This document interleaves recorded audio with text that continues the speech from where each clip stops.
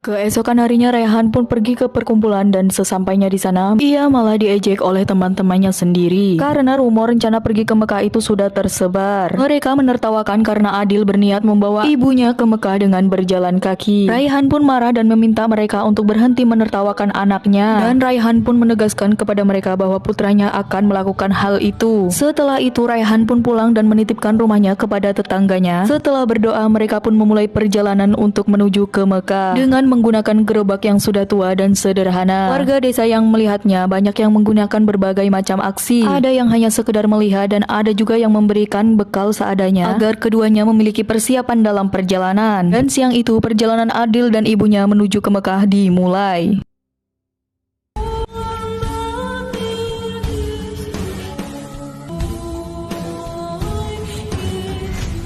Beberapa waktu kemudian mereka akhirnya sampai di perbatasan Kyrgyzstan dan Uzbekistan. Penjaga segera memeriksa paspor mereka agar mereka dapat masuk ke wilayah tersebut. Setelah melewati pemeriksaan, mereka beristirahat untuk makan dan Raihan pun sengaja hanya memesan satu porsi saja untuk anaknya. Setelah Adil merasa kenyang, Raihan pun memakan sisa makanan itu agar tidak terbuang. Setelah itu keduanya kembali melanjutkan perjalanan hingga tiba di pusatnya kota Uzbekistan. Di sana mereka sempat berjalan-jalan dan mencicipi berbagai makanan. Saat itu pedagang tidak menerima uang Kyrgyzstan dan meminta untuk Raihan menukarkannya di bank agar dapat digunakan untuk berbelanja. Raihan pun segera pergi ke bank untuk menukarkan sebagian uangnya dan meninggalkan Adil dengan sisa uang yang masih ada di gerobak. Tidak lama kemudian ada seorang pria asing yang dari tadi memperhatikan mereka dari kejauhan datang mendekati Adil. Ia meminta tolong kepada Adil agar dibantu biaya pengobatan putrinya yang sedang sakit. Adil yang begitu polos dan tidak menaruh sedikit pun kecurigaan akhirnya memberikan seluruh uang sisa yang ditinggalkan oleh ibunya. Ketika sang ibu kembali dan tidak menemukan uangnya di tempatnya, ia langsung bertanya kepada Adil kemana perginya uang itu. Adil dengan polosnya menjawab ia memberikan uangnya kepada paman yang sedang membutuhkan bantuan karena putrinya yang sedang sakit. Setelah mendengar itu, Raihan langsung memberitahu Adil bahwa kemungkinan orang itu hanya menipunya. Lalu dengan sedih ia mengatakan bagaimana nanti kehidupan Adil ketika ia sudah tidak ada lagi untuk menjaganya. Mereka menunggu hingga malam dengan harapan pria itu tadi kembali. Namun sayangnya pria itu tak